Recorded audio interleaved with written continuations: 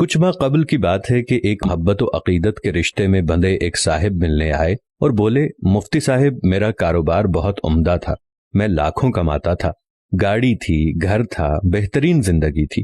آج بھی وہی کاروبار ہے مگر گاڑی نہیں ہے، وہ خوشحالی نہیں ہے۔ دن بدن قرض کے بوجھ تلے دب گیا ہوں، کیونکہ رزق کی فراوانی تھی اور اب مشکل سے گزارا ہوتا ہے۔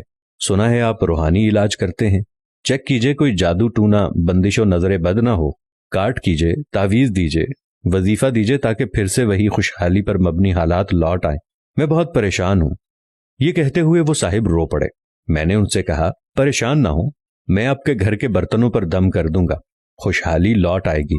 انہوں نے کہا کہ کیا مجھے گھر کے برتن لانے پڑیں گے یا آپ گھر تشریف لائیں گے؟ میں نے کہا، نہ میں آپ کے گھر آؤں گا نہ آپ کو برتن میرے پاس لانے پڑیں گے، بس یہ کرنا ہے کہ دھونے والے برتن جب کچن میں جمع کیے ہوں تو ان آلودہ برتنوں کی تصاویر 3 دن کی روز لیں اور چوتھے روز وہ تصاویر موبائل میں لے آئیں، میں ان پر دم کر دوں گا، سب ٹھیک ہو جائے گا۔ چنانچہ اس شخص نے اسی طرح کیا کہ 3 دن اس کے گھر میں جو بھی برتن اکٹھے ہوتے ان کی تصاویر لیں اور چوتھے روز وہ جناب اعلیٰ پہنچ گئے۔ برتن دیکھے تو کسی برتن میں کچھ سالن تھا، کسی میں کچھ، یعنی رزق ضائع ہو رہا تھا اور دھل کر گندے نالے میں جا رہا تھا۔ میں نے پوچھا، یہ برتن ہے، اس میں کھانا ہے، جیسے سالن وغیرہ، تو اس کا کیا کرتے ہیں؟ وہ صاحب بولے کہ ظاہر ہے دھل کر یہ سب نالی میں چلا جائے گا۔ میں نے ان سے کہا کہ میں دم نہیں کروں گا۔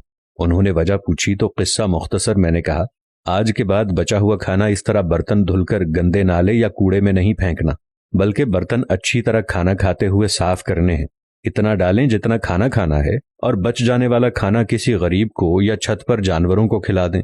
قصہ مختصر، رزق کی بے ادبی نہ ہو۔ انہوں نے وعدہ کیا کہ آج کے بعد ایسا نہ ہوگا۔ جو رزق کی بے ادبی کی صورتیں آپ نے بیان کی ہیں، آج کے بعد ان میں سے کوئی بھی نہیں ہوگی۔ میں نے ان کی تسلی کے لیے 21 مرتبہ برتن پر سورہ فاتحہ پڑھ دی کہ نفسیاتی طور پر ان کو تسلی ہو کہ واقعی دم کیا ہے۔ کچھ دن بعد وہ ملنے آئے اور مجھ سے گلے ملے اور رونا شروع کر دیا، ہاتھ چومے اور حد سے زیادہ عقیدت کا اظہار کیا اور بولے، مفتی صاحب اب میرا کاروبار بہت تیز ہو گیا ہے، بہترین اور بڑے بڑے آرڈر دوبارہ ملنا شروع ہو گئے ہیں، آپ کے دم نے تو کمال کر دیا ہے۔ میں نے ان سے کہا، حضور اکرم صلی اللہ علیہ وآلہ وسلم کی حدیث مبارکہ ہے کہ رزق کی بے ادبی تنگ دستی لاتی ہے۔ آپ نے کاروبار بیان کیا، اس میں کوئی شرعی خرابی نہ تھی، آپ نماز بھی پڑھتے ہیں، تو مجھے اس وقت آئیڈیا ہوا کہ کہیں رزق کی بے ادبی کا شکار نہ ہوں۔ آپ نے رزق کا ادب شروع کیا تو وہ واپس لوٹ آیا، بس اتنی سی بات تھی۔ اس نے ارادہ کیا کہ انشاءاللہ مرتے دم تک رزق کے ایک ذرے کو ضائع نہیں ہونے دوں گا اور اس کے ادب اور تعظیم میں کوئی کسر نہیں چھوڑوں گا۔ میں نے کہا کہ اگر تم نے واقعی ایسا کیا ہے تو گاڑی بھی واپس آئے گی اور بینک بیلنس بھی آئے گا۔